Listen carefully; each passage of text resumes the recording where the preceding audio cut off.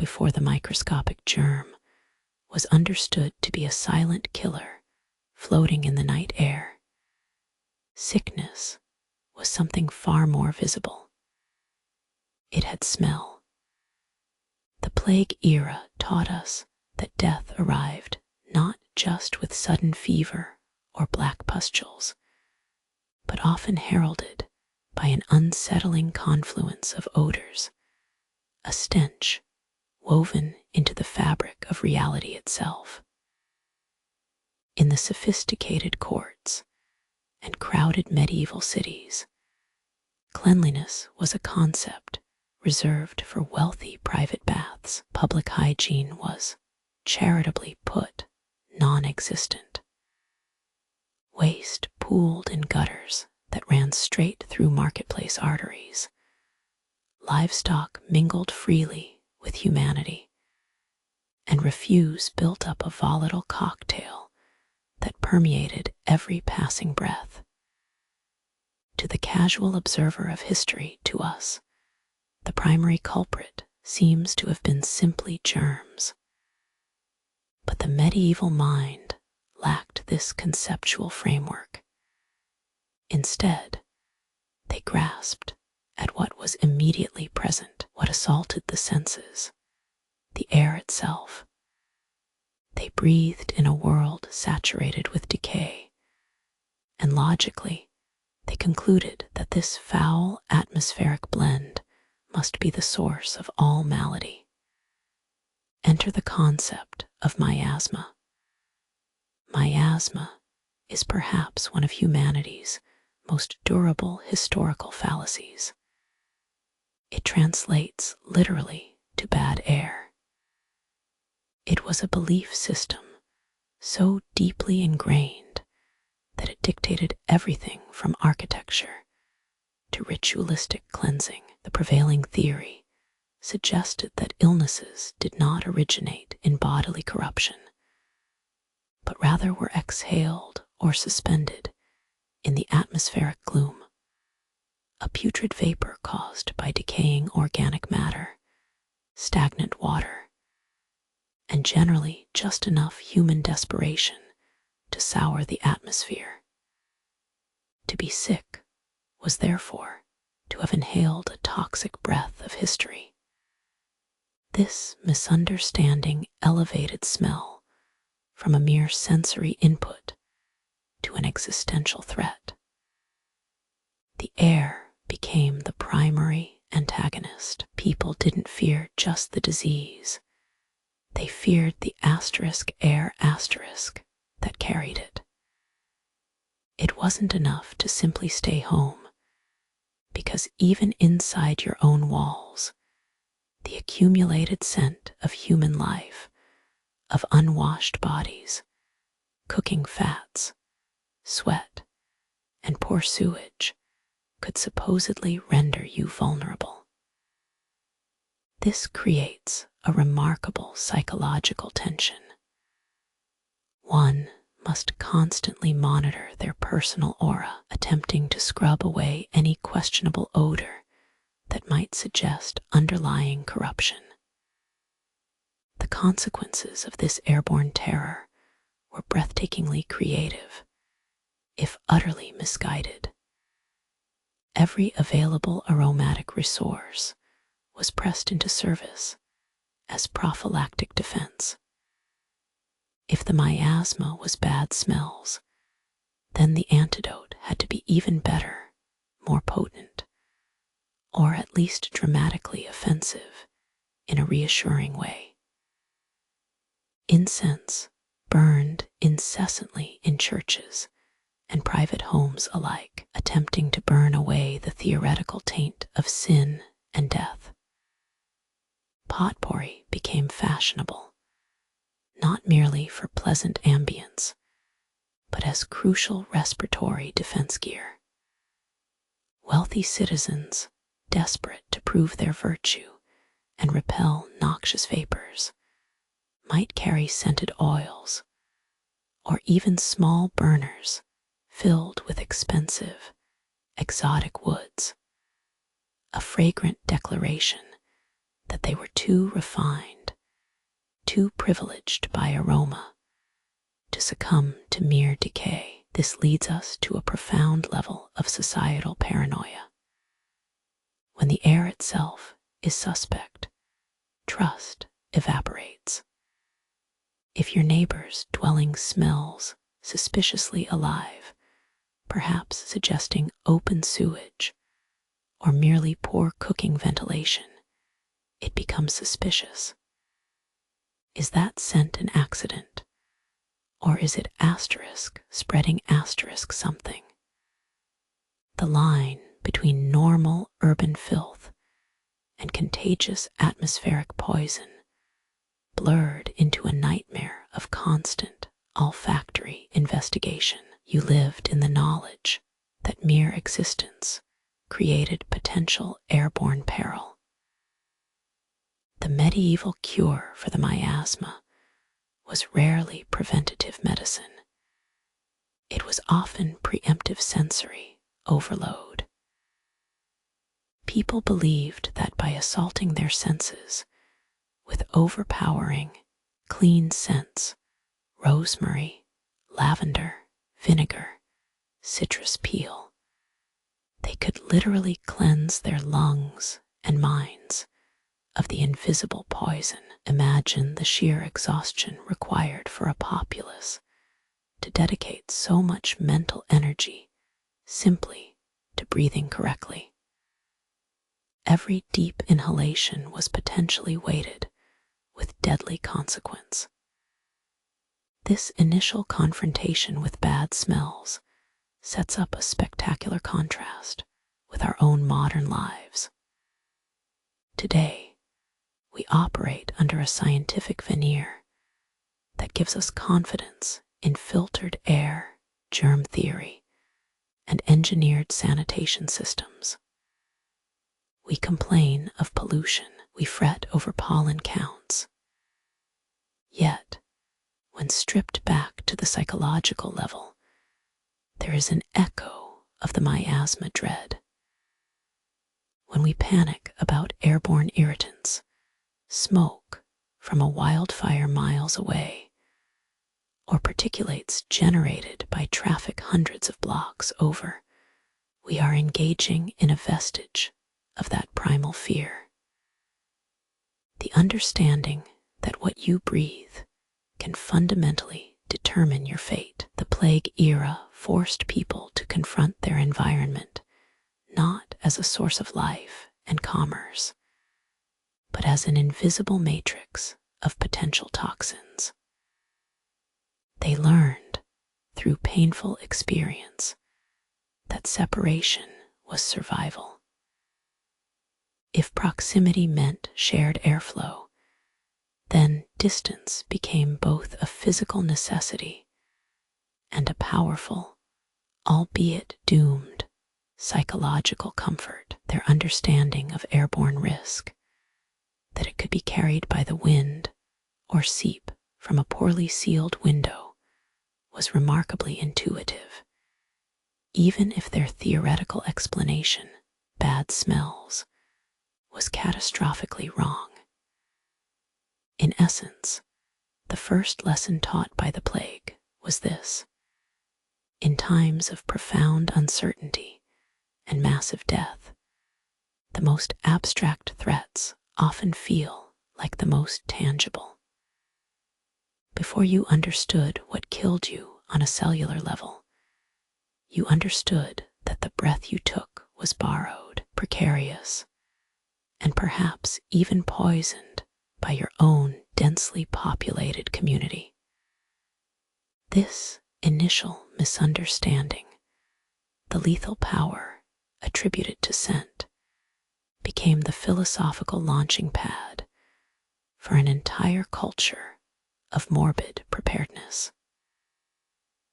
It was the moment when humanity learned to weaponize aroma against itself, believing a sweet-smelling trinket could defy the inevitable putrefaction settling upon all things. In the aftermath of an epidemic defined by bad smells, where every breath felt like a potential death sentence carried on a whiff of sewage or decay. Society's response was to fashion an elaborate defense. They didn't just want clean air, they wanted protective ceremony. And thus, we arrived at the plague doctor and their iconic, unsettling mask. It is perhaps the most visually arresting and arguably one of the least scientifically sound symbols of mass death in human history. Beak itself, that exaggerated, sometimes terrifying nasal appendage, is a marvel of misplaced confidence. Picture it, a combination of avian anatomy and medicinal futility. Medieval science had established that poor air was poison, so the logical, if utterly flawed, deduction was that one must filter the air.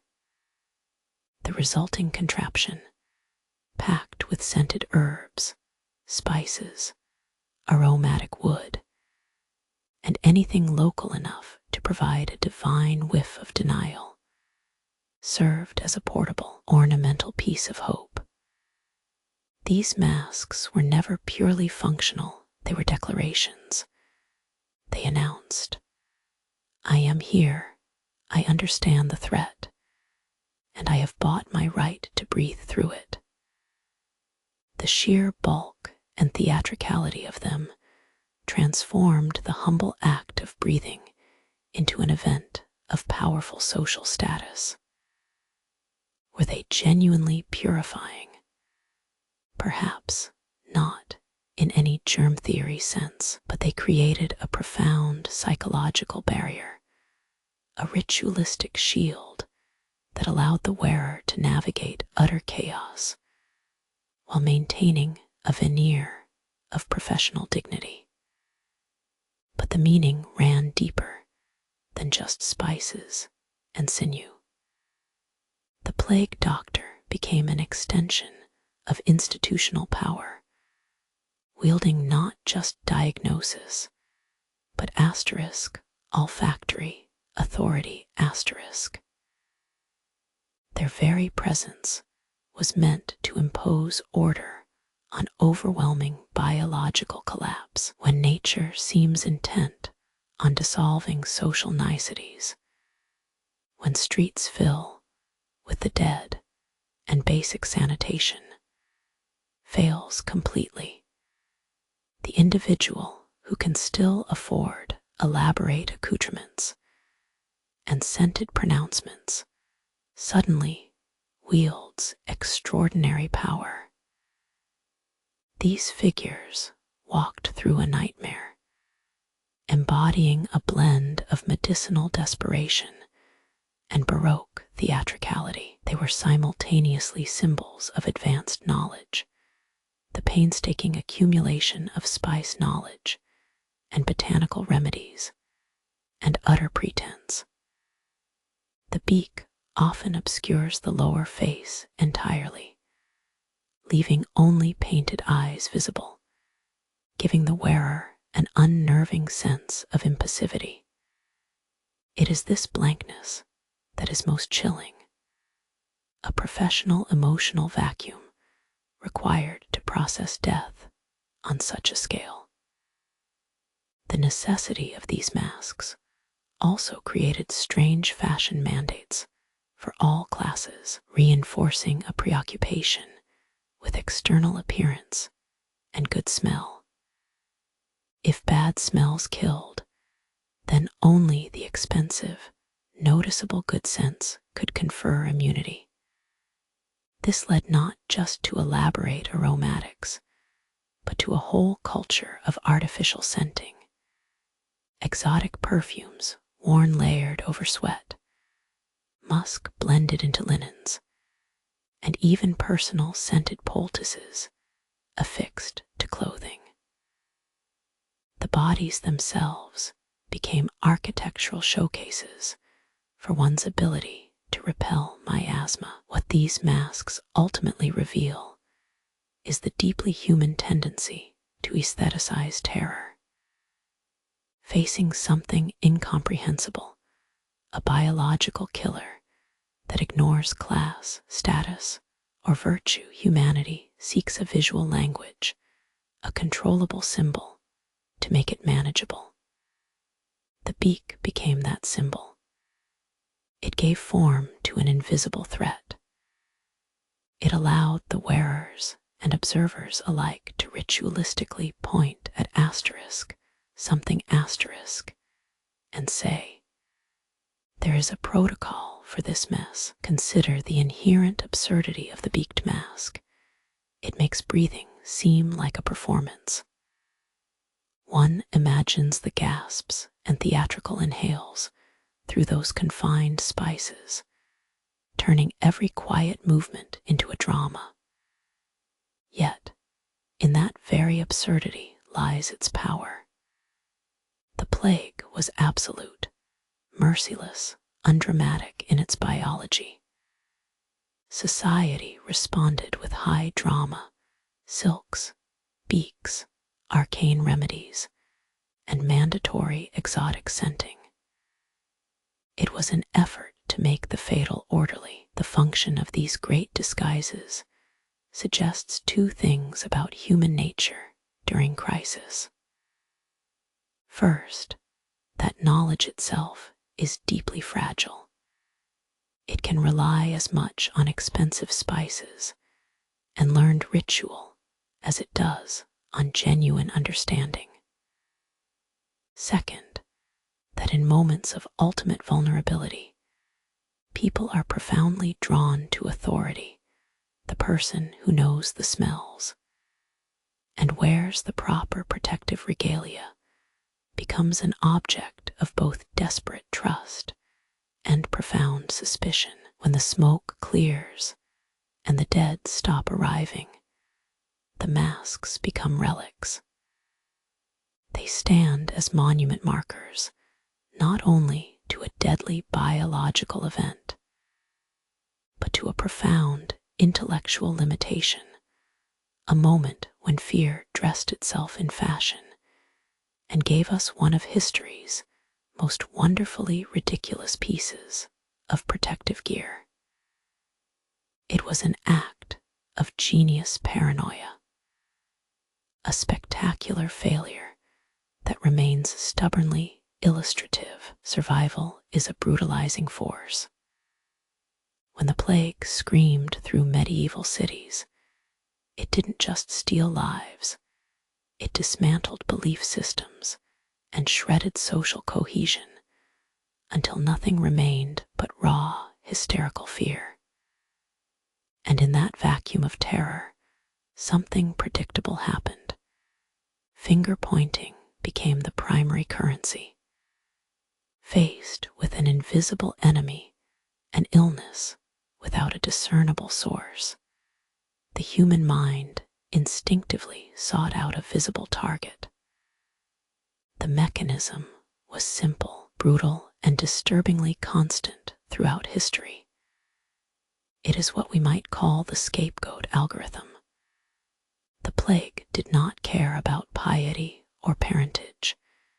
It didn't distinguish between saint and sinner.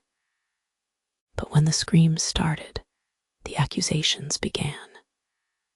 Society had an overwhelming need to externalize the catastrophe, preferring a villain they could point to rather than confronting the terrifying randomness of death itself. Who was responsible? The answer, invariably, fell upon groups already positioned outside the boundaries of the dominant culture.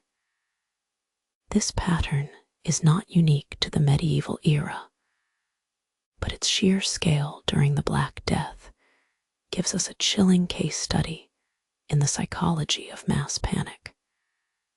When people are terrified and starving for answers, they do not seek scientific truth, they seek narrative comfort. And the easiest, darkest narrative is that of betrayal. The accusations were manifold and often deadly. Entire communities, Jewish quarters, foreigners, marginalized laborers, became visible receptacles for invisible disease.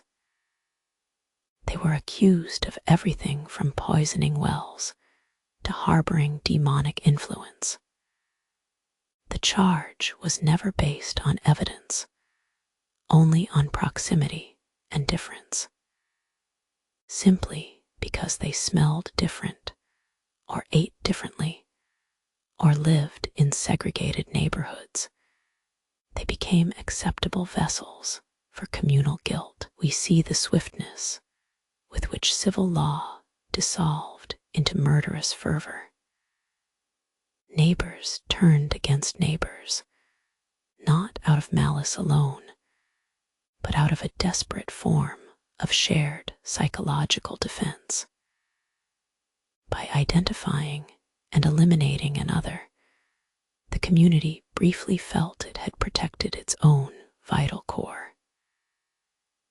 It was a profoundly self-defeating coping mechanism. The systematic persecution of Jewish populations stands as one of history's most devastating echoes of this algorithm. The accusations of deliberate poisoning or magical contagion provided a structure for institutionalized violence that stained the social fabric for centuries. These were not random outbursts.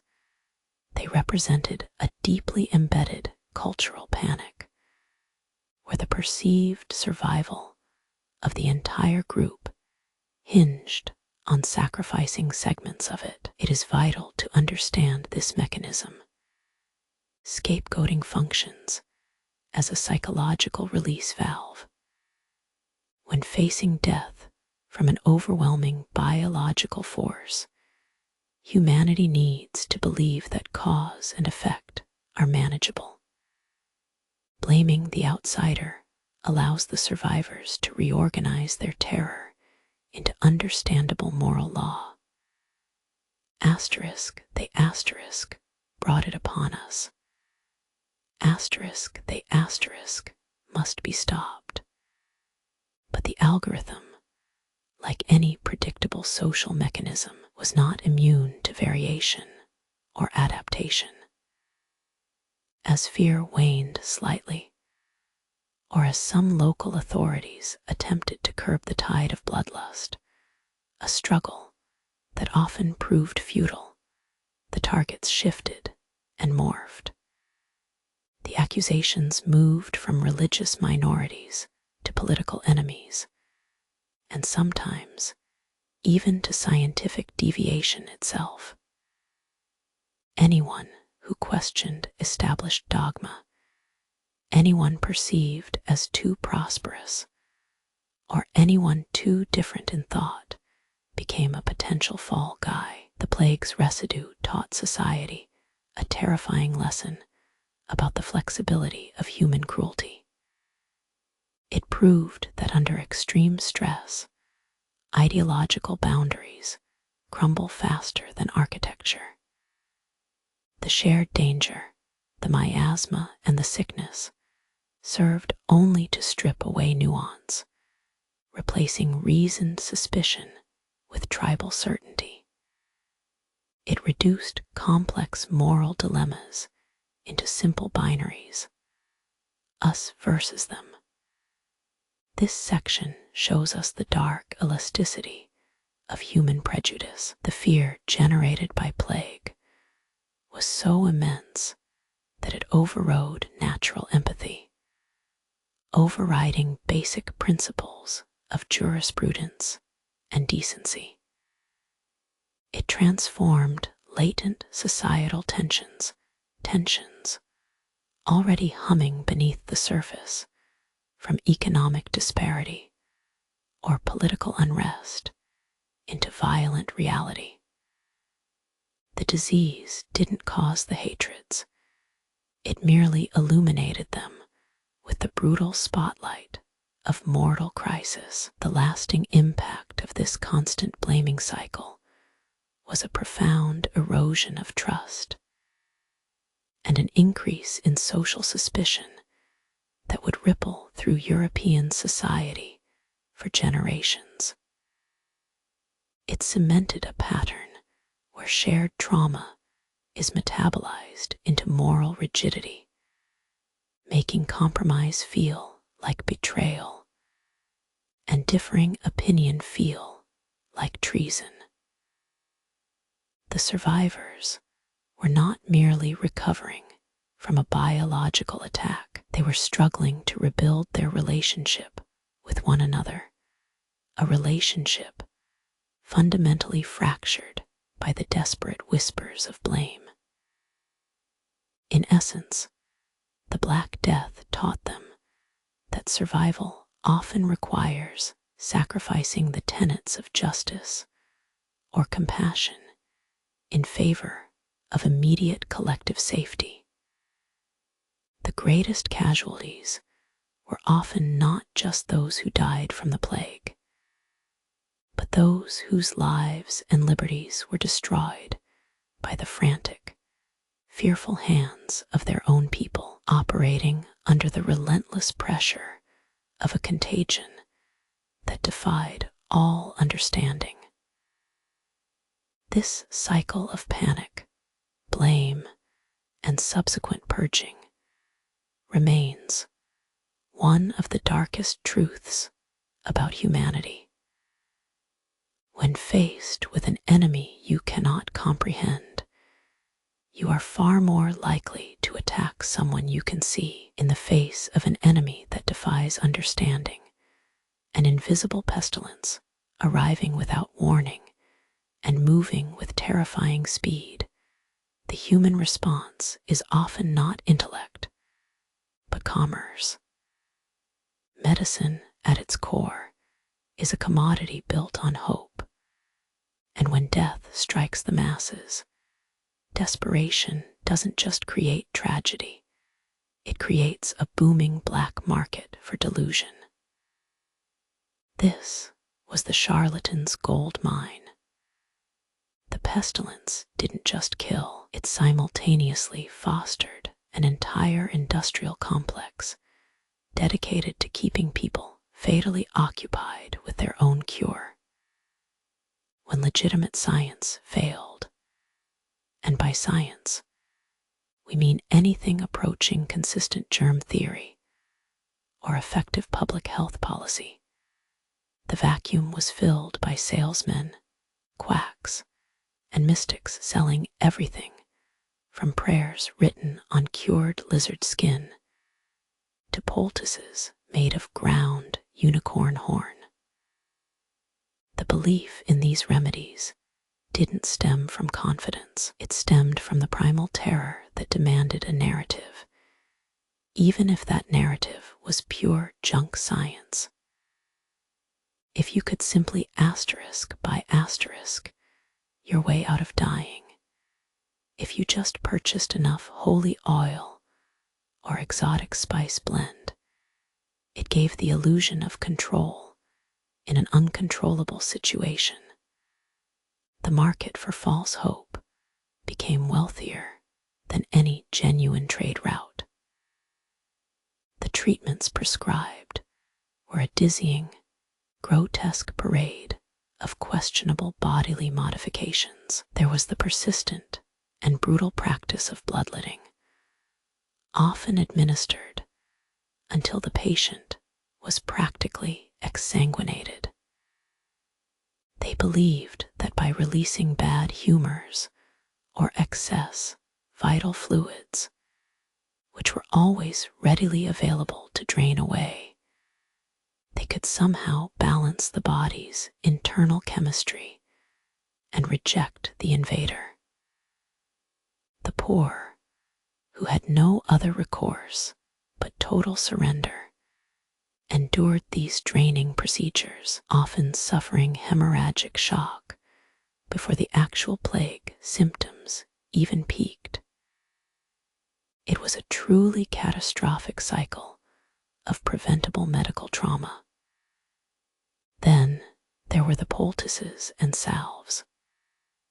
These concoctions suggested an elaborate understanding of botany, mixing ingredients like toad slime, powdered gemstones, expensive spices, and dried animal parts. Each mixture promised revitalization, immunity, or purification, appealing to both the intellectual vanity of the wealthy, who could afford such extravagant nonsense, and the sheer physical misery of the poor. The charlatan's greatest asset was not his knowledge, but his storytelling. He didn't just mix things, he performed miracles with words.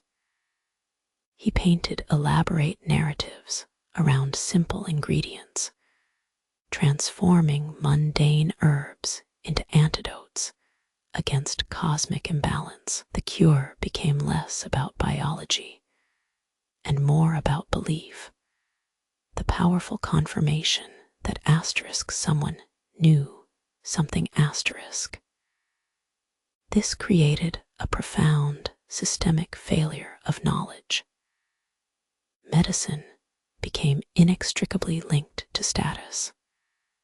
The most expensive, outlandish remedies were reserved for the nobility, reinforcing the brutal class divide even in the face of universal death. It was a grotesque parody.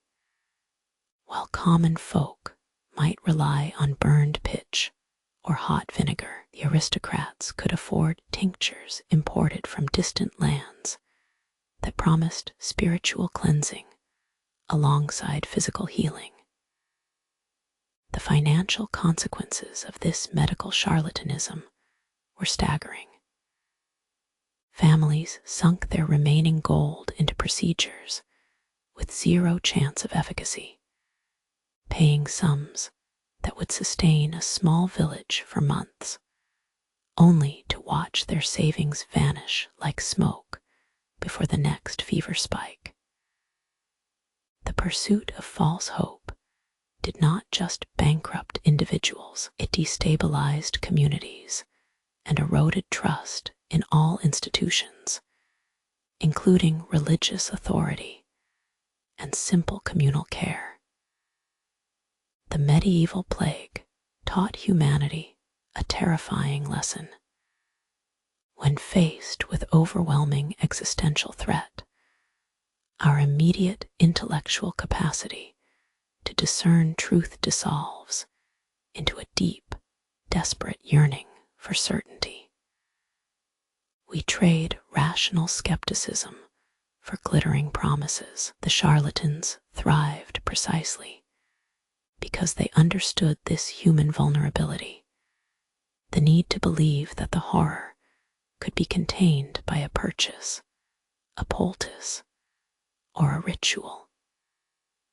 What is particularly darkly amusing, in retrospect, is how often these supposed cures perpetuated the very problems they claimed to solve.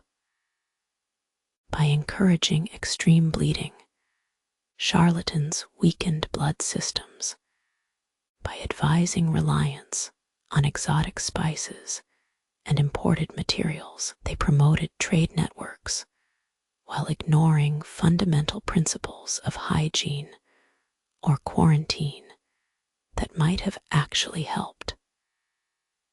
Their cures were fundamentally reactive, addressing symptoms with unrelated rituals rather than tackling the root pathology. The lingering residue of this chapter is a chilling reminder of systemic fragility. It shows us how fragile human civilization's knowledge base really is, how quickly centuries of accumulated understanding can be discarded in favor of anything that offers momentary psychological comfort.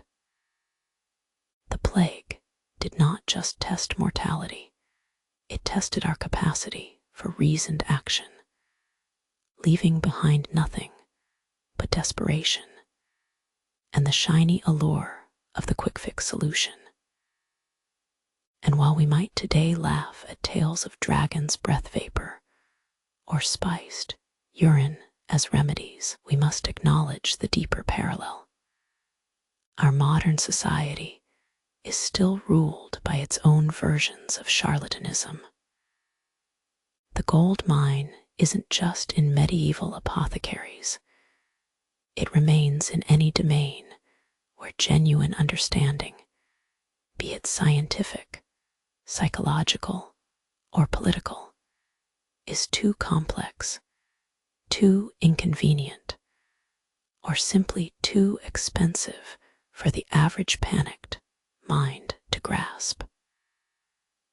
We are, perhaps inevitably, doomed to believe in something that is fundamentally simpler and more marketable than reality. The sudden eruption of a plague was not merely a biological event. It was an immediate economic and social breakdown.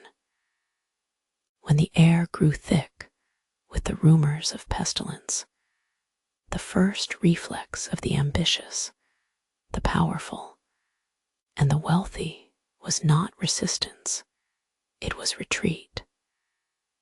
They did not confront death, they simply found the nearest functional means of escape. This initiated what historians call the flight, a pattern that fundamentally crippled urban economies long before the rat carried its terrible cargo.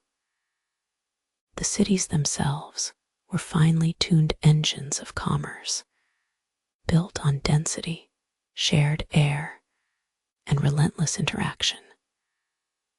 But these very qualities proved fatal when fear took hold. The aristocracy, the merchants who controlled global trade routes, they had unprecedented mobility, resources, and most importantly, a deep understanding of how to disappear. They amassed portable wealth, precious metals, exotic goods, negotiable debts, and used it not for survival, but for insulation from reality. Imagine Venice or Florence in the wake of a major outbreak. These were places of dizzying verticality, crammed with life. When news filters through that told of sickness and death, the first flight path is always upward, out of range, toward the perceived purity of the countryside estate. The manor house suddenly became less a home and more an armored fortress, protected by distance and private stockpiles. This panicked exodus was not merely physical, it was a systemic hemorrhage. The backbone of any medieval economy relied on continuous transaction, the farmer trading grain for textiles, the craftsman accepting coin for his skill, the sailor bartering passage for risk. But when the merchant princes packed their coffers and rode out to the rural manors, they did not establish new markets. They simply vacated the old ones entirely. The commercial lifeblood that flowed through the bustling docks and narrow alleyways ceased instantly. The immediate consequence was a terrifying deflation of labor value in some areas, counterbalanced by an impossible spike in commodity prices for others.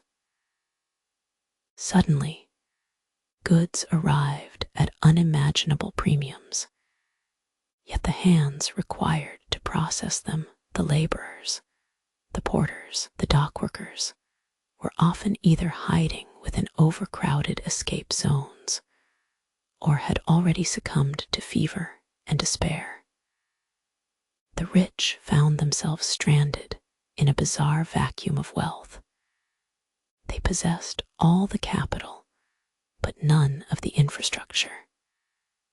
The peasant who remained behind facing starvation and disease, but possessing the raw skill of growing food, suddenly held negotiating power unprecedented for his station.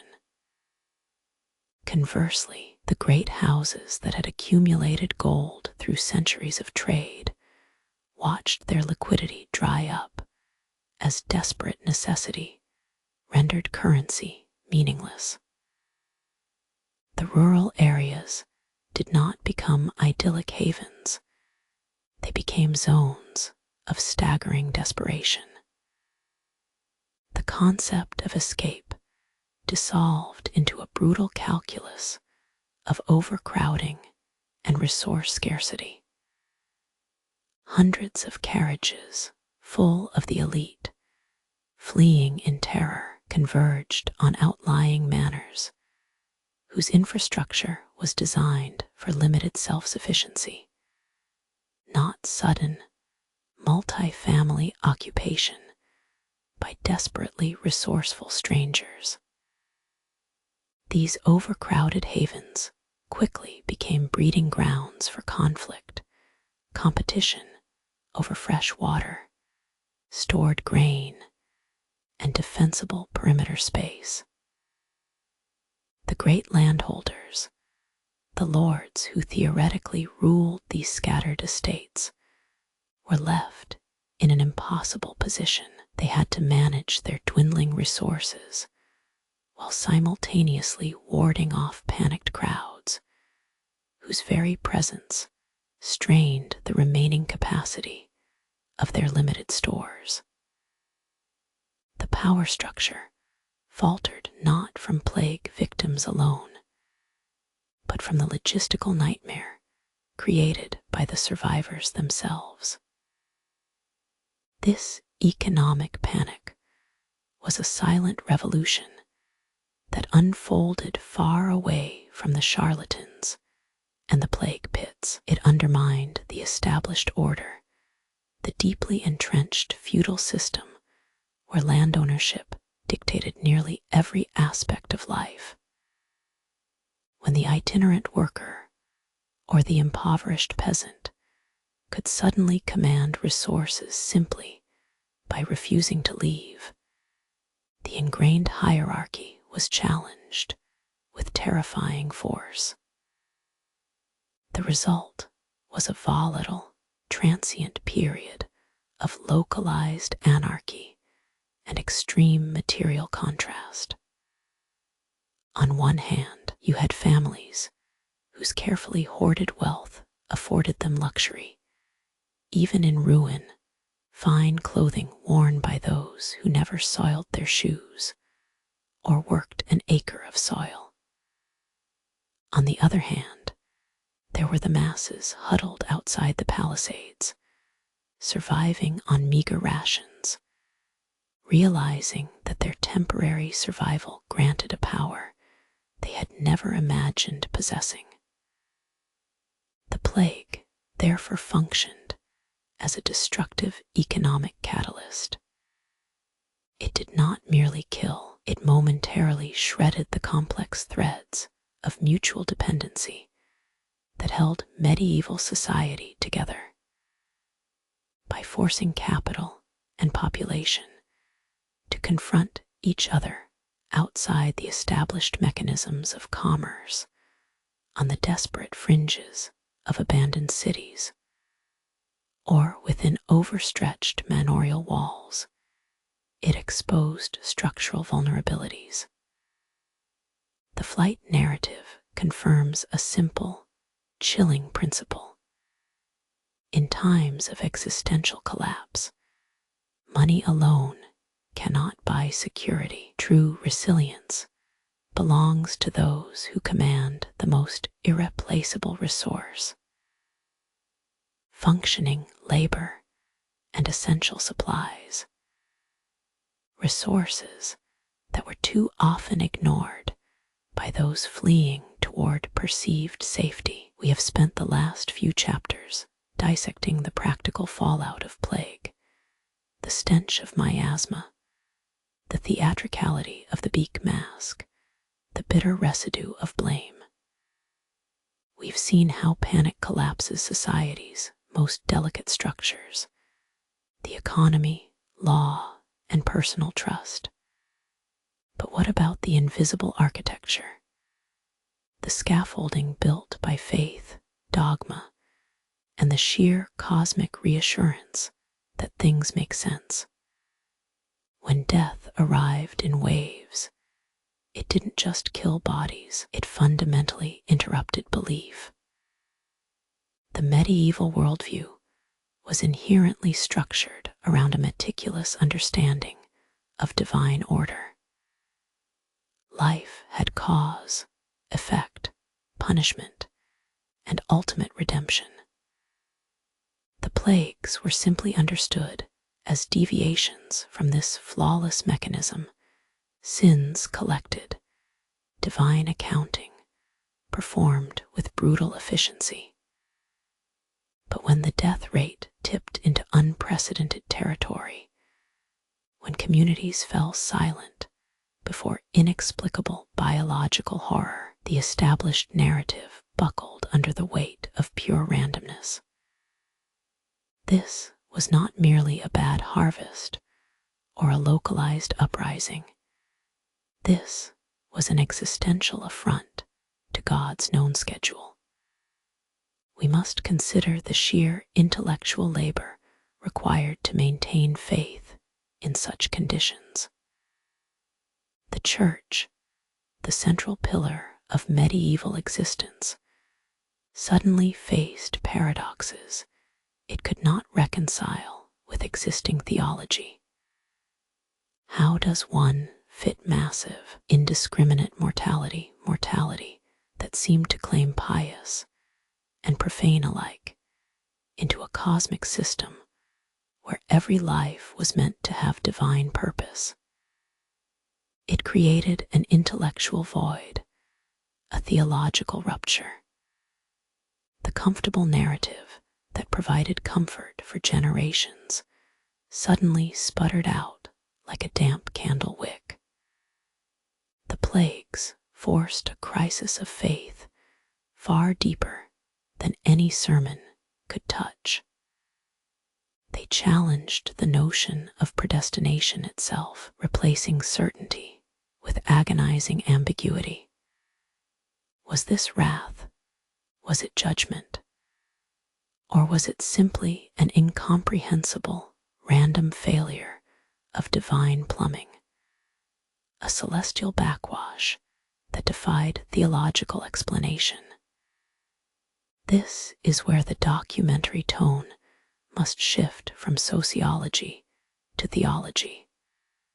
A macabre examination of human beings attempting to make God's indifference fit into their comforting narratives. The response ranged wildly, forcing us through a spectrum of religious fervor and profound skepticism. On one end lay the desperate doubling down on piety, acts of extreme penance and self-flagellation.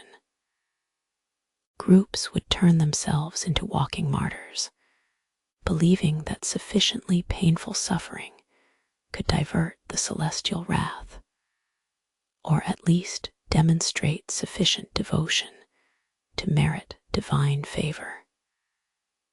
The bones were literally scraped clean in public squares, hoping that purifying the flesh might appease an unseen cosmic accountant. On the other end, and perhaps more unsettlingly for the orthodox establishment, was the slow bloom of genuine skepticism. When death simply happened divorced from clear sin or apparent moral failing when it struck market women and traveling stonemasons with equal venom. The comforting authority of interpreting fate began to fray. People started asking questions that were dangerously unanswerable.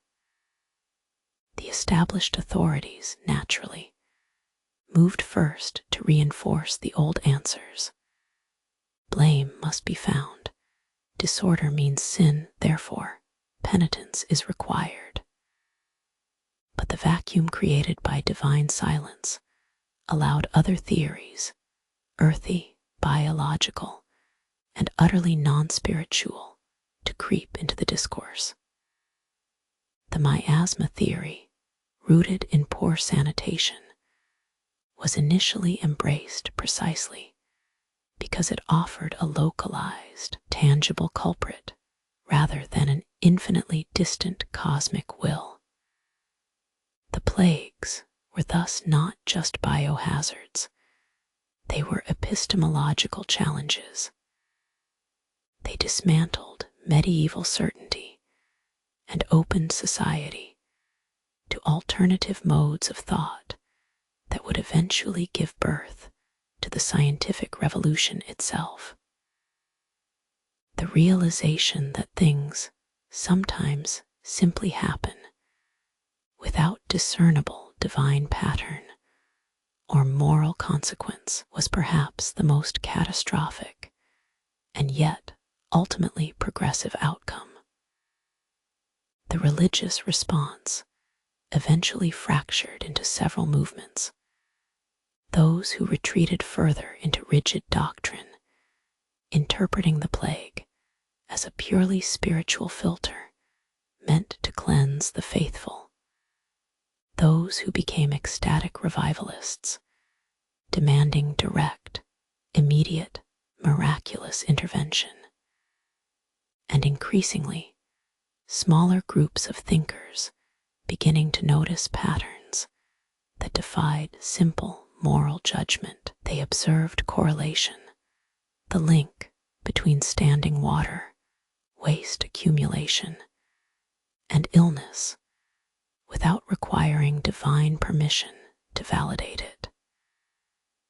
The inability of theology to provide a universally satisfactory explanation acted as an intellectual pressure valve, slowly releasing the built-up steam of superstition and dogma. The plague, in its totality, was less a theological event than a systemic shock that forced a reevaluation of human intelligence relative to divine omniscience. It showed man that sometimes the great mysteries are simply complicated plumbing problems, and that realization that not everything must have a moral reason or a God-given purpose was perhaps more unsettling and ultimately more liberating for subsequent centuries than any poultice or exorcism ever could be. When the plague struck a city, it didn't just kill people, it fundamentally changed how they interacted with their surroundings. The horror was not merely biological, it was infrastructural. Life became intensely spatial, defined by where waste piled up, where fresh water flowed, and where the air dared to breathe.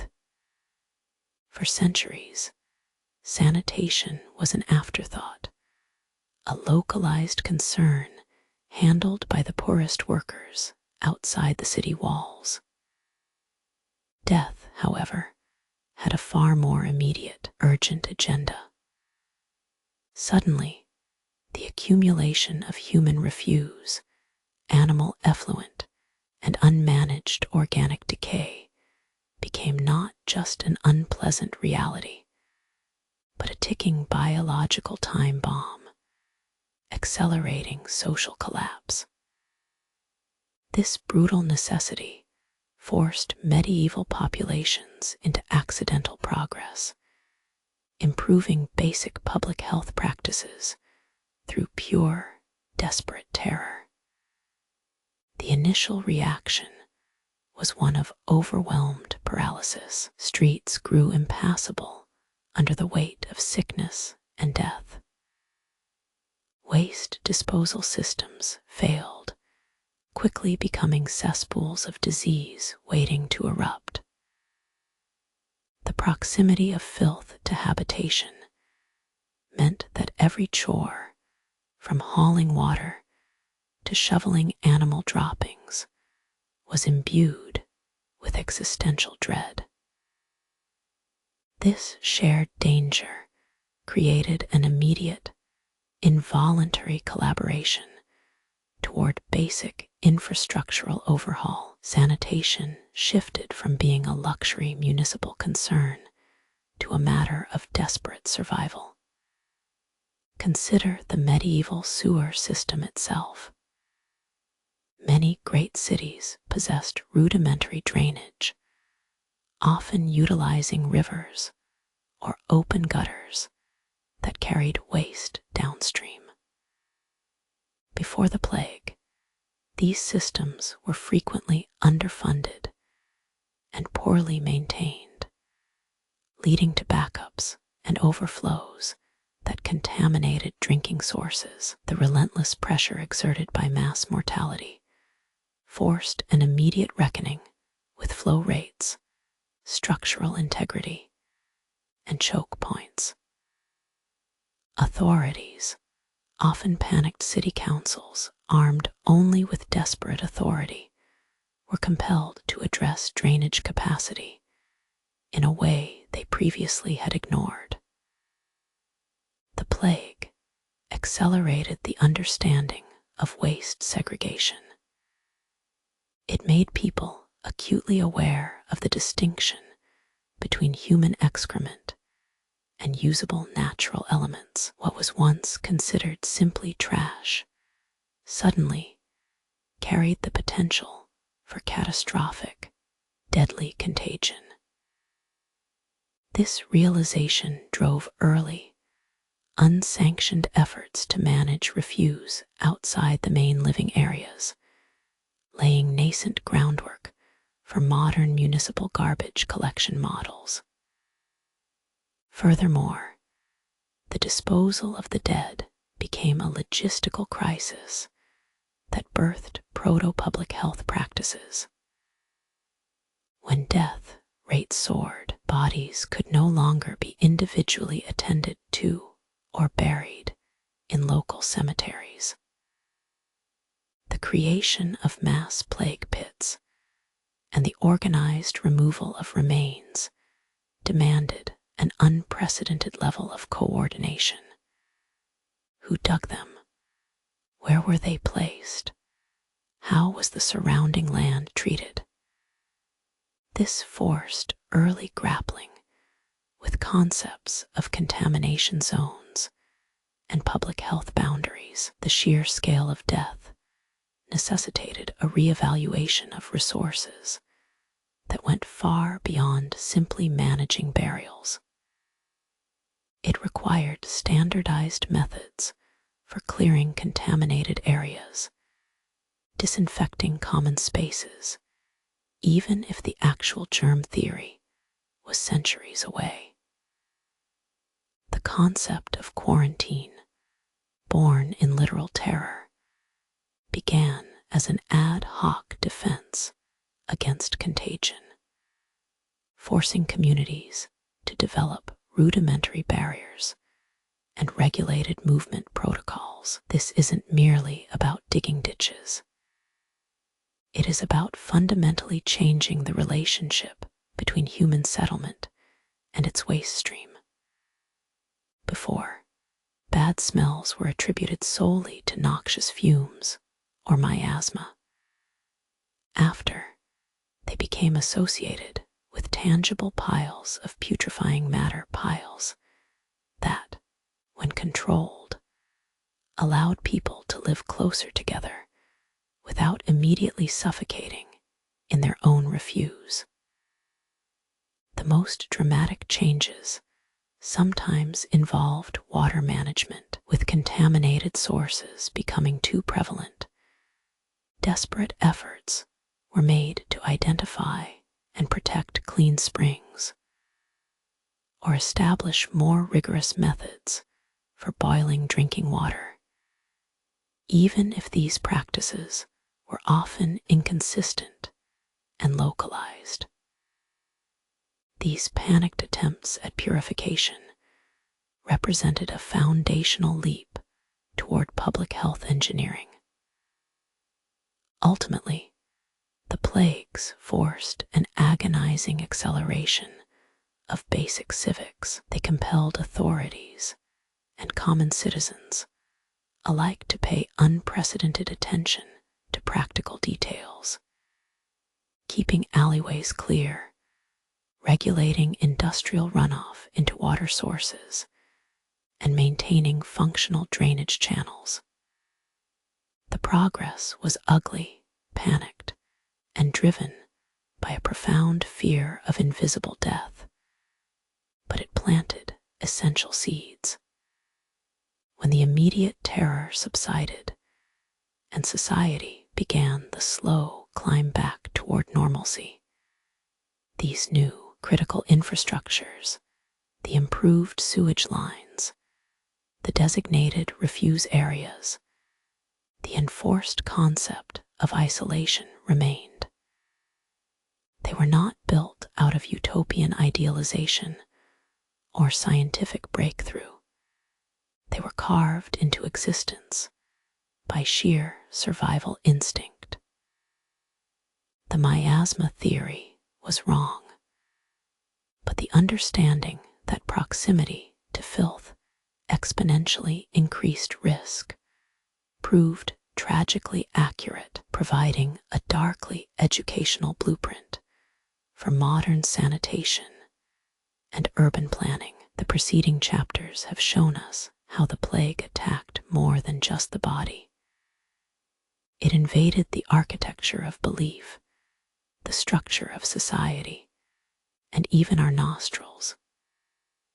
We learned that fear itself is a profound industrial force, capable of building ridiculous masks out of spices or fabricating entire industries around false cures.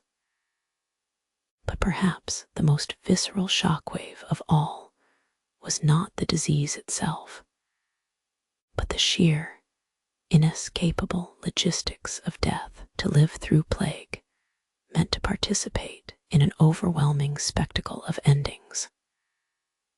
Death ceased being a solemn, personal transition overseen by local priests. It became a brutal, industrialized process. Suddenly, human life could be measured, categorized, and disposed of with the cold efficiency of data points.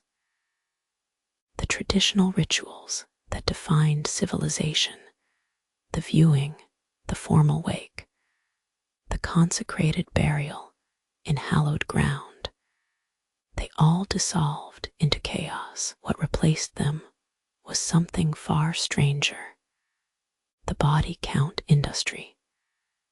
Imagine a city not simply mourning, but mechanically disposing of its dead.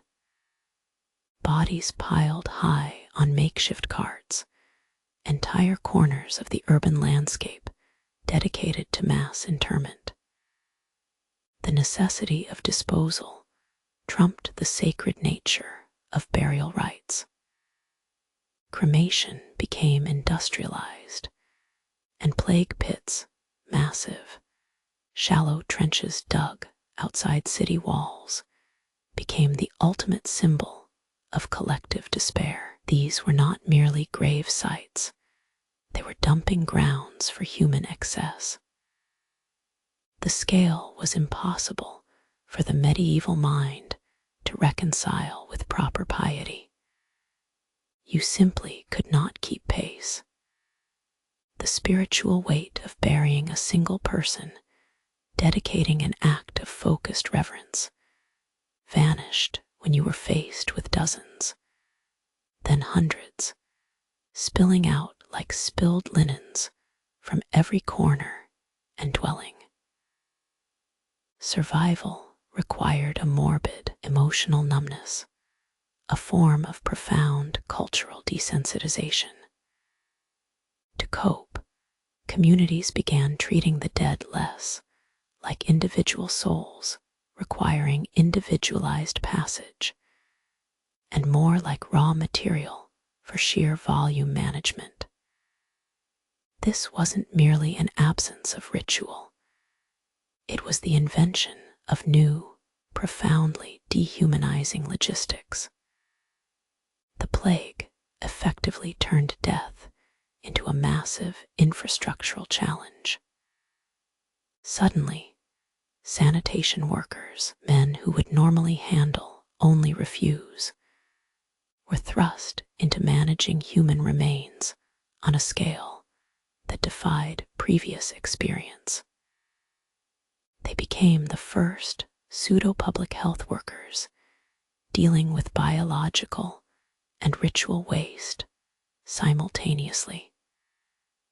The consequences of this systemic collapse are staggering. The sheer volume of death necessitated rapid solutions, digging larger trenches, coordinating transport routes for the unburied, and maintaining a terrifying level of operational efficiency under impossible emotional strain. It forced a kind of secularization of grieving. Ritual was replaced by routing. Respect was superseded by resource management. It led to profound changes in both burial practices and cultural memory. While some traditions were utterly lost, the gentle rites that took hours of focused care, others found an acceleration towards modernity. The emergence of formalized, large-scale municipal grave management set precedents for public health services that would not be fully realized for centuries. You can trace the genesis of proto-quarantine, the need to isolate contamination zones and manage the waste overflow from massive casualty events, right back to these horrific plague pits. The human psyche, when faced with overwhelming loss, has a remarkable tendency towards compartmentalization. The immediate focus shifts entirely to processing the mass data. How many remain? Where are they piled?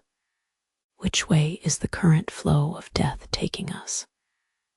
And this logistical turn ultimately fueled a darkly comedic and academic curiosity about decay itself. For those left alive, the grave diggers, the overseers, the city workers who remained behind, death was not just an event. It became a commodity, a brutal industry requiring muscle, shovels, and absolute emotional detachment.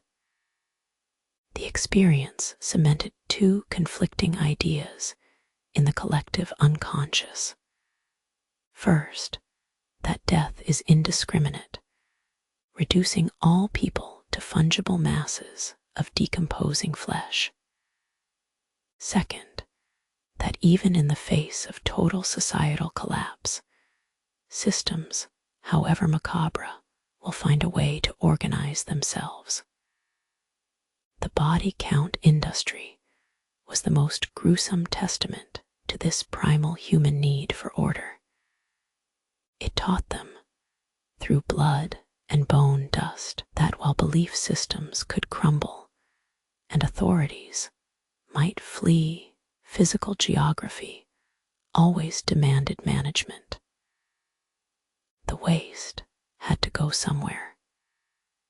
And sometimes the sheer weight of history demands we look at these horrific industrial footnotes, the endless shoveling, the organized decay, because they are the accidental seeds from which modern public health governance eventually sprouted. When life itself becomes a repeating, inevitable nightmare, humanity rarely remembers simply to be tragic. We are creatures that tend to metabolize trauma, not into quiet endurance, but into spectacle, And in the brutal theater of plague survival, there was no escape from turning sheer terror into high art. This is where death stopped being merely an outcome and became a deliberate, highly marketable decoration. We have seen how panic forced us to deal with sewage, body piles, and theological uncertainty. But what happens when cultural shock has nowhere else to go but onto the canvas, the page, or the costume? It becomes art. Death, that ultimate equalizer, which does not care for piety, wealth, or beauty, becomes the muse, the central motif, and ultimately the decorative centerpiece of medieval culture.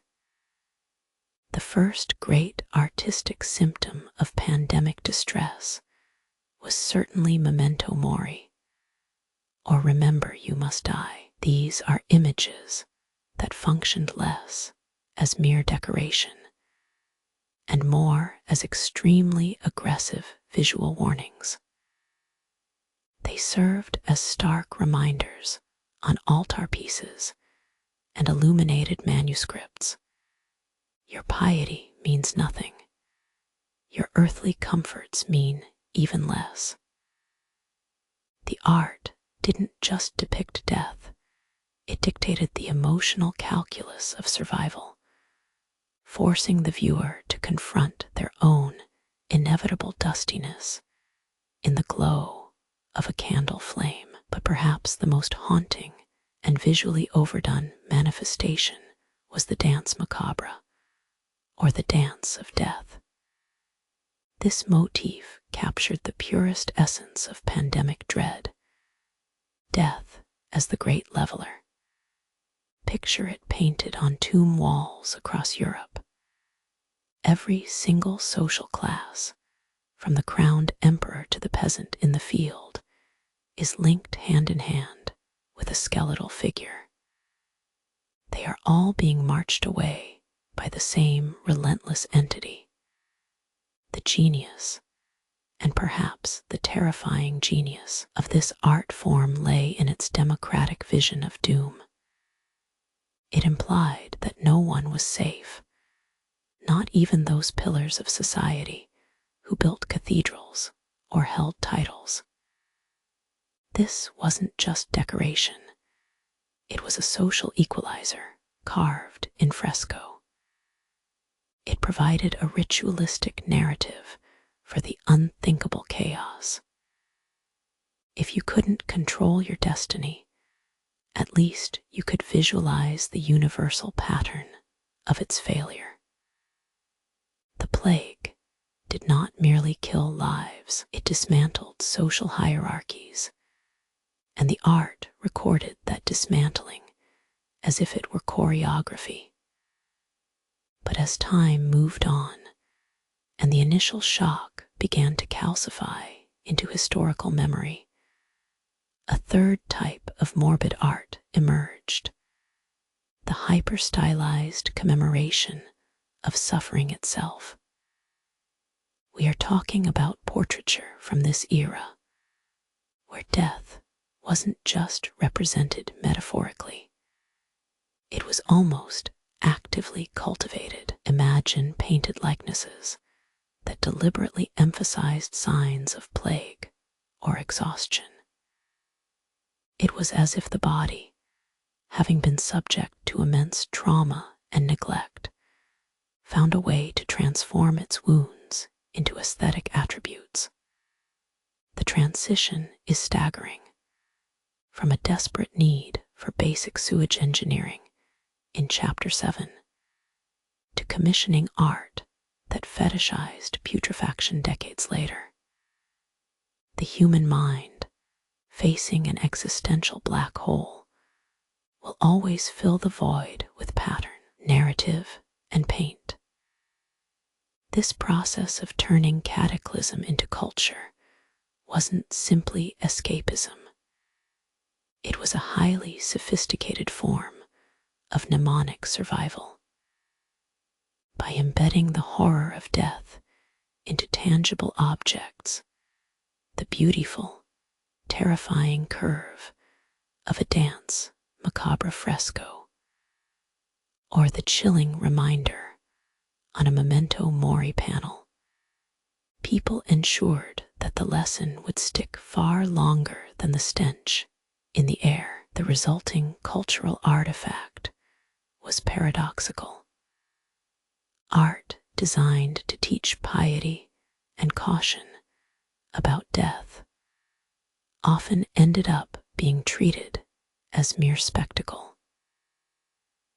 The sheer volume of morbid iconography suggests a kind of exhaustion, a desperate need to visually complete the story when life itself had so brutally cut short its own plot lines. If living through the plague taught people how to clean their cesspits, and who was blaming whom, then art taught them what they should fear most, losing the ability to forget. Thus, we arrive at a crucial cultural realization that the darkest moments in human history do not simply result in silence or oblivion. They translate into culture. The horror of medieval epidemic life did not just breed better drains, it bred enduring, darkly fascinating motifs, a morbid vocabulary for acknowledging mortality itself. This artistic overkill became the defining signature of an age that had literally seen its social contract disintegrate, and then spent decades painting pictures about the terrible effort required to stitch it back together. The plague was a period of absolute surrender, a dark curtain closing on the medieval world order we once thought impervious to chaos. From the miasma, the scapegoating, the frantic charlatanism, and even the monumental effort required simply to bury the dead, everything led to one profound, unsettling lesson. Mortality is not merely an event. It is a force that strips away all artifice. The plague ripped open every pretense of civilization, exposing not eternal truths or divine plans, but messy biological reality. And in that wreckage lay the seeds of our modern understanding. We spent chapters examining how people coped with what they did not understand. We looked at the cultural and social mechanisms of collapse, the feverish search for smells, the desperate targeting of convenient enemies, the quick profit found in false hope. But above all, we witnessed a persistent struggle against biological indifference, the sheer randomness of falling sick, of dying, irrespective of piety, power, or virtue. The true revolution, therefore, was not religious, nor purely scientific, but fundamentally immunological. It is the ability to laugh, ultimately, at a death that once seemed sacred and inevitable. Consider the medieval mind. To them, disease was often understood as divine judgment, a punitive measure, or perhaps simply an unholy cosmic imbalance, a punishment for sin accumulated over centuries. Survival meant appeasement.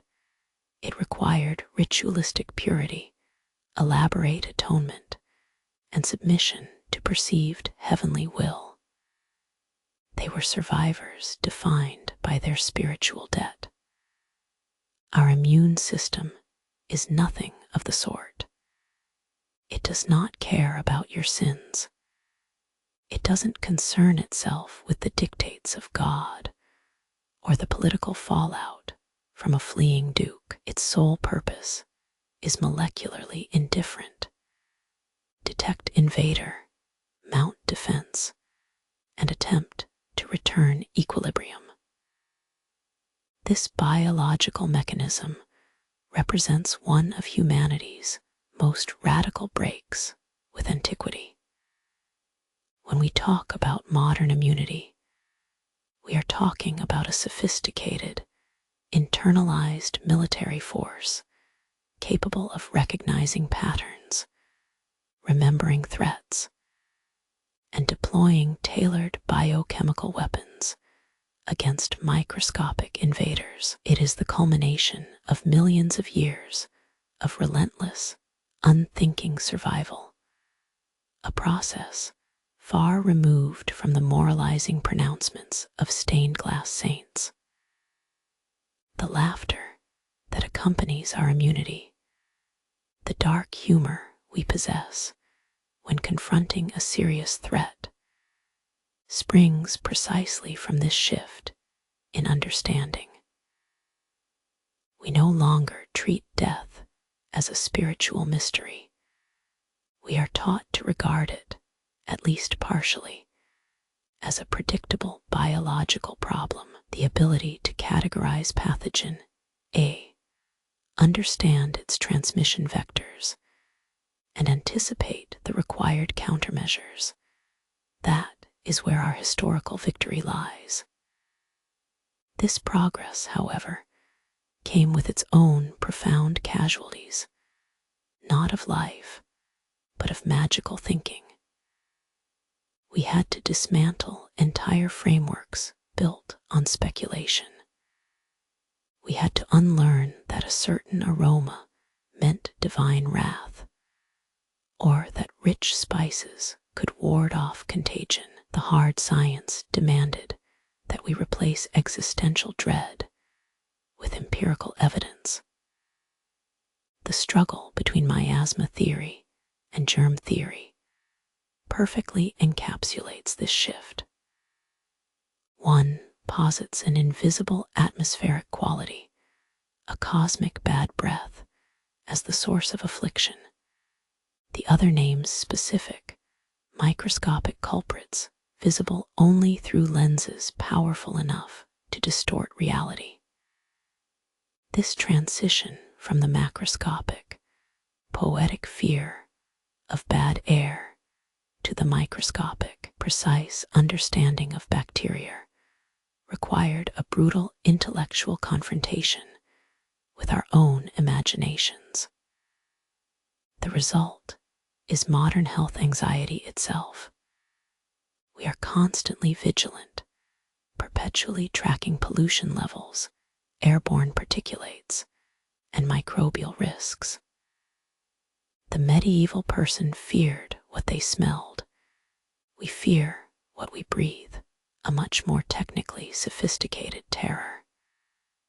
But the common root remains, an acute awareness of the surrounding environment's potential to kill. The plague forced us into a terrifying apprenticeship in public health engineering.